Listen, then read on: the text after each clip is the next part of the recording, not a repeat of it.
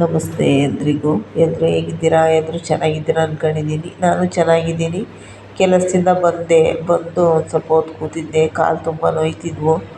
ಹಾಗಾಗಿ ಪಾತ್ರೆ ಎಲ್ಲ ತೊಳಿಬೇಕಾಯಿತು. ಪಾತ್ರೆ ಎಲ್ಲ ಹಂಗೆ ಬಿಟ್ಟೋಗಿದ್ದೆ. ಬೆಳಗ್ಗೆ 8 ಗಂಟೆಗೆಲ್ಲ ಹೋಗ್ಬಿಡ್ತೀನಲ್ವ, ಹಂಗಾಗಿ ಪಾತ್ರೆ ತೊಳೆಯೋಕ್ಕೆ ಟೈಮ್ ಸಿಗೋಲ್ಲ. ಅದಕ್ಕೋಸ್ಕರ ಇಷ್ಟೊತ್ತಿನಲ್ಲಿ ಬಂದು ತೊಳ್ಕೊತೀನಿ. ಈಗ ಟೈಮ್ ಬಂದು 4:45. ಇವಾಗ ತೊಳಿತಾ ಇದ್ದೀನಿ ಪಾತ್ರೆ. 4 ಗಂಟೆಗೆ ಬಂದೆ, 4:45. ಇವಾಗ ಒಂದು ಅರ್ಧ ಗಂಟೆ ಕೂತ್ಕೊಂಡಿದ್ದೆ ಕಾಲು ನೋವಿಗೆ, ಹಂಗಾಗಿ ತೊಳಿತಾ ಇದ್ದೀನಿ. ಟೀ ಡಿಕಾಕ್ಷನ್ ಮಾಡ್ಕೊಂಡು ಕುಡಿಯೋಣ ಸ್ವಲ್ಪ ಅಂದ್ಬಿಟ್ಟು ಎದ್ದೆ. ಟೀ ಪಾತ್ರೆ ಸಿಂಕಲ್ಲಿತ್ತು, ಅದಕ್ಕೆ ಅದನ್ನು ತೊಳ್ಕೊಳ್ಳೋಣ ಅಂದ್ಬಿಟ್ಟು ತೊಳಿತಾ ಇದ್ದೀನಿ.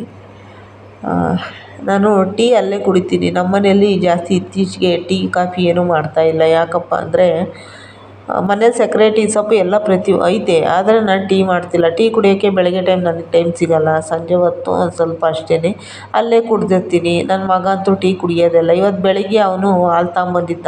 ಟೀ ಮಾಡಮ್ಮ, ಯಾಕೋ ತಲೆ ನೋಯ್ತೈತೆ ಅಂತ. ಅವಾಗ ಒಂದು ಸ್ವಲ್ಪ ಅವನಿಗೆ ಟೀ ಮಾಡಿಕೊಟ್ಟಿದ್ದೆ ಅಷ್ಟೇ. ಅವನು ಯಾವಾಗಲೂ ಅಪರೂಪ ಅವ್ನು ಟೀ ಕುಡಿಯೋದು, ಜಾಸ್ತಿ ಕುಡಿಯೋದೇ ಇಲ್ಲ. ಹಂಗಾಗಿ ನಾನು ಅಲ್ಲೇ ಕುಡಿತೀನಲ್ವ ಕೆಲಸದ ಹತ್ರ, ಹಂಗಾಗಿ ನಾನೇನು ಜಾಸ್ತಿ ಟೀ ಕಡೆ ಗಮನ ಕೊಟ್ಟಿಲ್ಲ ಮನೆಯಲ್ಲಿ. ಇವತ್ತು ಯಾಕೋ ಕುಡಿಬೇಕು ಅನ್ನಿಸ್ತು, ಅದಕ್ಕೆ ಸ್ವಲ್ಪ ಡಿಕಾಕ್ಷನ್ ಮಾಡ್ಕೊಂಡು ಕುಡಿಯೋಣ ಅಂತ ಮಾಡ್ತಾ ಇದ್ದೀನಿ. ಇಡೋಣ ಅಂತ ಸ್ವಲ್ಪ ಡಿಕಾಕ್ಷನ್ನು ಅಂದರೆ ಜೀರಿಗೆ ರಸ. ಬೆಳಗ್ಗೆ ಟೈಮು ಜೀರಿಗೆ ರಸ ಕುಡಿದು ಹೋಗ್ತೀನಿ. ಒಂದು ಸ್ವಲ್ಪ ಸಕ್ಕರೆ ಮತ್ತು ಜೀರಿಗೆ ಹಾಕ್ಕೊಂಡು ಚೆನ್ನಾಗಿ ಕುದಿಸಿ ಅದನ್ನು ಕುಡಿದ್ಬಿಟ್ಟು ಹೋಗ್ತೀನಿ ನಾನು. ಯಾಕಂದರೆ ಗ್ಯಾಸ್ಟ್ರಿಕ್ ಕಮ್ಮಿ ಆಗ್ತೈತೆ ಅಂತ. ನನಗೆ ಇತ್ತೀಚೆಗೆ ಅದನ್ನು ಕುಡಿಯೋಕೆ ನಿಂತಮೇಲೆ ಗ್ಯಾಸ್ಟ್ರಿಕ್ ಇಲ್ಲ. ಹಂಗಾಗಿ ನನಗೆ ಸ್ವಲ್ಪ ನಾನೇ ಮನೆ ಮದ್ದುಗಳ್ನ ಮಾಡ್ಕೊತೀನಿ. ಏನಾದರೂ ಸೌತೆಕಾಯಿ ತಿನ್ನೋದು, ಇಲ್ಲ ಮೆಂತ್ಯ ನೀರು ಕುಡಿಯೋದು, ಇಲ್ಲ ಜೀರಿಗೆ ನೀರು ರಸ ಕುಡಿಯೋದು, ಏನಾದರೂ ಒಂದು ಮಾಡ್ಕೊತೀನಿ. ಯಾಕಂದರೆ ನಾನು ಗ್ಯಾಸ್ಟ್ರಿಕ್ಕಿನ ಮಾತ್ರೆ ನುಂಗೋಕ್ಕೆ ಭಯ ನನಗೆ. ಈಗ ನಾವು ಒಂದ್ಸಲ ಮಾತ್ರೆಗೆ ಅಡಿಕ್ಟ್ ಆಗಿಬಿಟ್ರೆ ಅದನ್ನೇ ಕೇಳ್ತಿರುತ್ತೆ ಮಾತ್ರೆ. ಹಂಗಾಗಿ ಇವೆಲ್ಲ ನಾವು ಮಾಡ್ಕೋಬೇಕು. ಏನೂ ಮಾಡೋಕ್ಕಾಗಲ್ಲ ನಮಗಿವಾಗ. ಏನಾದರೂ ಮಾತ್ರೆಗಳಿಗೆ ಕೊಡೋರು ಯಾರು? ದುಡ್ಡು ನಾವೇ ದುಡಿಬೇಕು, ನಾವೇ ನಮ್ಮ ಮಾತ್ರೆಗಳಿಗೆ ತಗೋಬೇಕು ಅಂದಾಗ. ಹಂಗಾಗಿ ಸದ್ಯ ದೇವ್ರು ನನಗೆ ಆರೋಗ್ಯ ಒಂದು ಚೆನ್ನಾಗಿ ಕೊಡಲಪ್ಪ ಅಂತ ನಾನು ದೇವ್ರ ಹತ್ರ ಕೇಳ್ಕೊಳ್ಳೋದಷ್ಟೇ. ನನಗೆ ಯಾವುದು ಏನೂ ಬೇಡ. ಸದ್ಯ ಆರೋಗ್ಯ, ಓಡಾಡೋಕೆ ಅಚ್ಚುಕಟ್ಟಾಗಿ ಓಡಾಡ್ಕೊಂಡು ಅಚ್ಚುಕಟ್ಟಾಗಿ ಏನೋ ನಾನು ದುಡ್ಕೊಂಡು ತಿನ್ನೋ ಥರ ಒಂದು ಆರೋಗ್ಯ ಕೊಟ್ಬಿಟ್ರೆ ಸಾಕು. ಹಂಗೆ ಸ್ವಲ್ಪ ಪಾತ್ರೆ ಐತೆ, ಎಲ್ಲ ತೊಳಿತಾ ಇದ್ದೀನಿ. ಬೆಳಗ್ಗೆ ಟೈಮು ಹೋಗಿ ಅರ್ಜೆಂಟಲ್ಲಿ ಏನೂ ಮಾಡೋಕ್ಕಾಗಲ್ಲ. ಹಂಗಾಗಿ ನನ್ನ ಮಗ ಬೆಳಗ್ಗೆ ತಿಂಡಿ ಮಾಡಿರಲಿಲ್ಲ. ಏನೋ ಮಸಾಲೆ ದೋಸೆ ಆರ್ಡ್ರ್ ಮಾಡಿಸ್ಕೊಂಡು ತಿಂದಿದ್ದಂತೆ. ಇವಾಗ ನಾನು ಶುಕ್ರವಾರದಿಂದ ಮನೆಯಲ್ಲಿ 3 ವಾರ ಉಪ್ಪಿನ ದೀಪ ಹಚ್ಚಬೇಕು ಅಂದ್ಕೊಂಡಿದ್ದೀನಿ. ಯಾಕಂದರೆ ಇದು ಆಷಾಢ. ನಾನು ಫಸ್ಟೆಲ್ಲ ಮಾಡ್ತಾಯಿದ್ದೆ ಅದನ್ನು. ಅವಾಗೆಲ್ಲ ನಾನು ಪೂಜೆಗಳು ಮನೆಯಲ್ಲಿ ಚೆನ್ನಾಗಿ ಮಾಡ್ತಾಯಿದ್ದೆ. ಅವಾಗೆಲ್ಲ ನನಗೆ ಹೂವನು ಸಿಗೋದು ಅಲ್ಲಿ ಯಲ್ಲಾಪುರದಲ್ಲಿ, ಎಲ್ಲ ಚೆನ್ನಾಗಿ ಮಾಡ್ತಿದ್ದೆ. ಇಲ್ಲಿಗೆ ಬಂದಮೇಲೆ ಯಾಕೋ ಗೊತ್ತಿಲ್ಲ, ಈ 3 ವರ್ಷದಿಂದ ಒಂಥರ ನಮಗೇನೋ ಒಂಥರ ಮನಸ್ಸು ಏನೋ ಒಂಥರ ಕವ್ದಂಗೆ ಆಗ್ಬಿಟ್ಟಿತ್ತು. ಹಂಗಾಗಿ ನಾನು ಪೂಜೆಗಳ್ನೆಲ್ಲ ನಿಲ್ಲಿಸ್ಬಿಟ್ಟಿದ್ದೆ. ಇನ್ಮೇಲೆ ಶುರು ಹಚ್ಕೊಳ್ಳೋಣ ಅಂದ್ಕೊಂಡಿದ್ದೀನಿ ಪೂಜೆಗಳು. ಹಂಗಾಗಿ 3 ವಾರ ನಾನು ಉಪ್ಪಿನ ದೀಪ ಹಚ್ಚಬೇಕು. ಆಷಾಢದಲ್ಲಿ ಹಚ್ಚಿದ್ರೆ ತುಂಬ ಒಳ್ಳೆಯದು. ಅದು ಹಚ್ಚೋಕೆ ನಿಂತ ಮೇಲೆ ಮನೇಲಿ ನಾನ್ ವೆಜ್ ಮಾಡಬಾರ್ದು.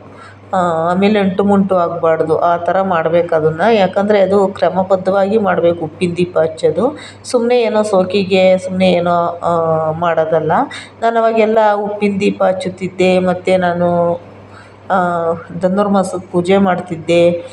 ಆಮೇಲೆ ವರಮಹಾಲಕ್ಷ್ಮಿ ಹಬ್ಬ ಮಾಡ್ತಿದ್ದೆ, ಎಲ್ಲನೂ ಮಾಡ್ತಿದ್ದೆ. ಆದರೆ ಇಲ್ಲಿಗೆ ಬಂದಮೇಲೆ ಈ 3 ವರ್ಷದಿಂದ ನನಗೆ ಸ್ವಲ್ಪ ಕೈ ತುಂಡಾಗೋಯ್ತು. ಹಂಗಾಗಿ ನಾನು ಸ್ವಲ್ಪ ಅವೆಲ್ಲ ಪೂಜೆಗಳು ನಿಲ್ಲಿಸಿದ್ದೆ. ಇಲ್ಲಿಂದ ಆಚೆಗೆ ನೋಡೋಣ, ವರಮಹಾಲಕ್ಷ್ಮಿ ಹಬ್ಬ ಮಾಡ್ತೀನಿ ಅನ್ನೋ ಗೊತ್ತಿಲ್ಲ. ಆದರೆ ಉಪ್ಪಿನ ದೀಪ ಅಂತೂ ಹಚ್ಚೋಣ ಅಂದ್ಕೊಂಡಿದ್ದೀನಿ. ಅದಕ್ಕೇ ನನ್ನ ಮಗನಿಗೆ ಹೇಳಿದ್ದೀನಿ, ನಾನ್ ವೆಜ್ ಏನೂ ಮಾಡೋಲ್ಲ ಇನ್ನು 15 ದಿವಸ. ನಾನ್ ವೆಜ್ ಏನೂ ಮಾಡಲ್ಲಪ್ಪ 3 ವಾರ. ಹಂಗಾಗಿ ಏನಾದರೂ ತಿನ್ನೋಂಗಿದ್ರೆ ಇವತ್ತು ಬುಧವಾರ ಅಲ್ವಾ, ಏನಾದರೂ ಆರ್ಡ್ರ್ ಮಾಡಿಸ್ಕೊಂಡು ತಿನ್ನು ಅಂತ ಅಂದೆ. ಅದಕ್ಕೆ ಅವನು ಬಿರಿಯಾನಿ ಆರ್ಡ್ರ್ ಮಾಡ್ಕೊಂಡವನೆ. ಅದನ್ನು ತಿಂತೀನಮ್ಮ ಅಂದ. ಸರಿ ತಿನ್ನು, ನಾನೇನು ಮಾಡಲ್ಲ ಮನೆಯಲ್ಲಿ ಅಂತ ಹೇಳಿದ್ದೀನಿ. ಯಾಕಂದರೆ ಅದನ್ನು ಹಚ್ಚಿದ ಮೇಲೆ ಮನೇಲಿ ಮಾಡಬಾರ್ದು. ಆ ಥರ ಹೊಲ್ಸಿಡೋದು, ಹೊಲ್ಸು ಮಾಡೋದು ಅದೆಲ್ಲ ಮಾಡಬಾರ್ದು. ಕ್ರಮಬದ್ಧವಾಗಿ ಮಾಡಬೇಕು ಅದನ್ನು. ಅದಕ್ಕೋಸ್ಕರ ನಾನು ನನ್ನ ಮಗನಿಗಂತ ಹೇಳಿದ್ದೀನಿ. ಅವ್ನು ಆರ್ಡ್ರ್ ಮಾಡ್ಕೊಂಡವನೆ, ಅವ್ನು ತಿನ್ಕೊಳ್ಳಿ. ನೋಡಿ, ನಾನು ಟೀ ಇಟ್ಟಿದ್ದೆ. ಸ್ವಲ್ಪ ಟೀ ಪುಡಿ, ಅದು ಸಕ್ಕರೆ ಎಲ್ಲ ಕರಗಿದ ಮೇಲೆ ಸ್ವಲ್ಪ ಟೀ ಪುಡಿ ಹಾಕ್ಕೊತೀನಿ.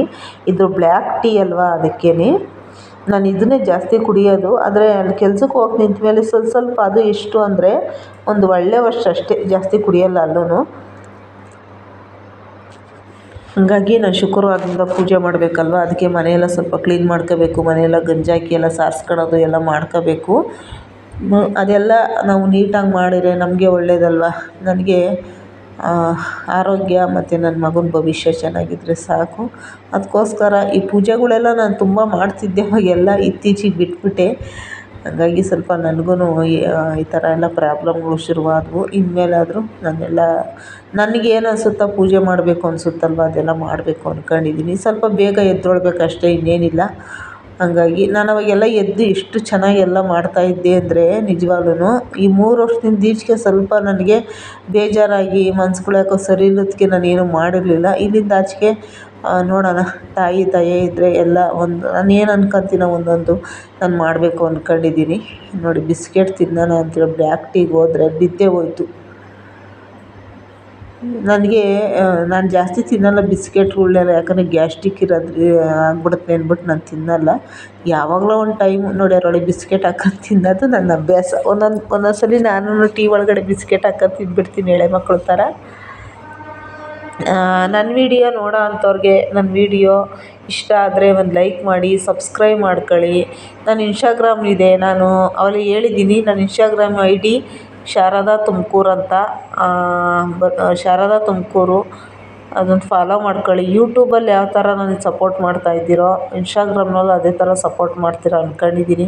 ದಯವಿಟ್ಟು ನನ್ನ ಇನ್ಸ್ಟಾಗ್ರಾಮ್ ನೋಡಿ ಸಪೋರ್ಟ್ ಮಾಡಿ ಅಂತ ನಾನು ಕೇಳ್ಕೊತೀನಿ. ನೋಡಿ, ಟೀ ಕುಡಿಯೋಣ ಬನ್ನಿ ಎಲ್ರೂ.